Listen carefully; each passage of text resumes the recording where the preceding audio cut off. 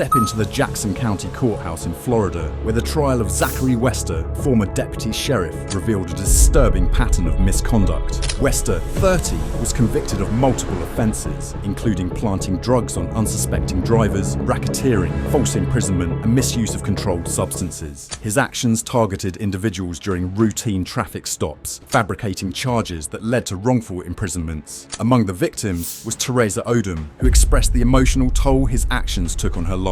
Prosecutors presented damning evidence, such as body camera footage and a stash of illicit substances discovered in the trunk of Wester's patrol car, which he allegedly used to frame his victims. While the prosecution argued he was attempting to boost his arrest statistics for career advancement, the court sentenced Wester to 12 years and 6 months in prison, with time already served in county jail.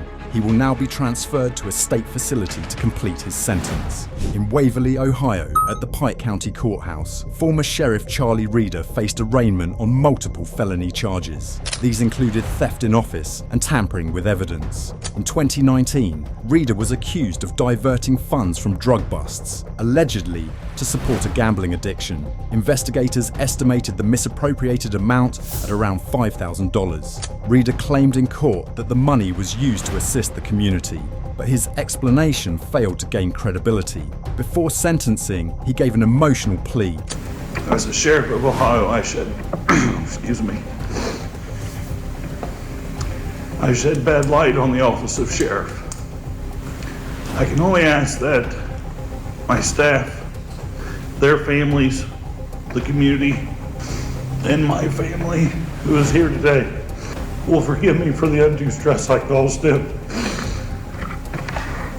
Despite his appeal, the judge focused on the severity of the crime, questioning Reita about discrepancies in the evidence. As part of his plea agreement, he was sentenced to 6.5 years in prison, with the terms running concurrently, resulting in a 3-year prison sentence. In West Palm Beach, Florida, former police officer Newman was convicted on charges of manslaughter by culpable negligence and attempted first-degree murder.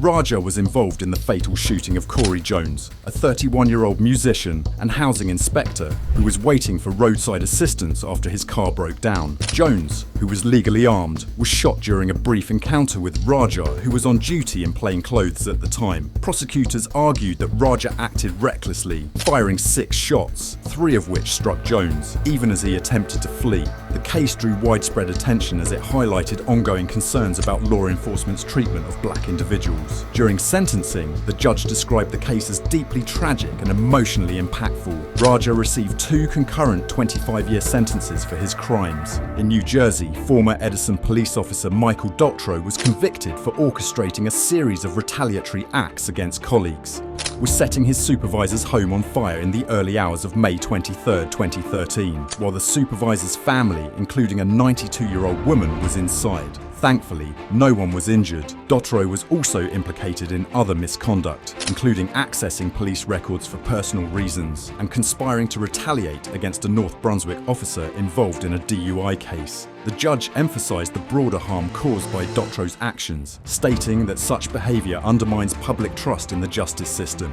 Dotro received a 20-year sentence for attempted murder, alongside additional concurrent terms for arson, misconduct, and conspiracy-related charges. At last, in Oklahoma, former Oklahoma City Police Department officer Daniel Holtzclaw faced multiple charges including rape, sexual battery, forcible oral sodomy, and other sexual offenses. Between December 2013 and June 2014, Holtzclaw allegedly targeted African-American women from economically disadvantaged areas of the city. Investigators revealed a disturbing pattern. Holtzclaw reportedly ran background checks on women with outstanding warrants, parking tickets, or criminal records, using this information to select his victims. Initially placed on paid leave, Holtzclaw was formally charged in August 2014 and terminated from the police department in January 2015.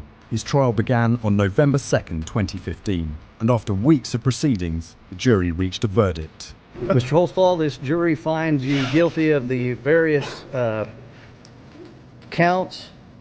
You will be remanded to the custody of the Oklahoma County Sheriff for formal sentencings. On December 10, 2015, Holtzclaw was convicted on 18 charges, and the jury recommended a staggering 263 years in prison. Despite his not guilty plea and his attorney's claim that evidence was withheld, the judge denied requests for a retrial. Holtzclaw's sentencing was set for January 21, 2016, sealing the fate of one of Oklahoma's most notorious cases.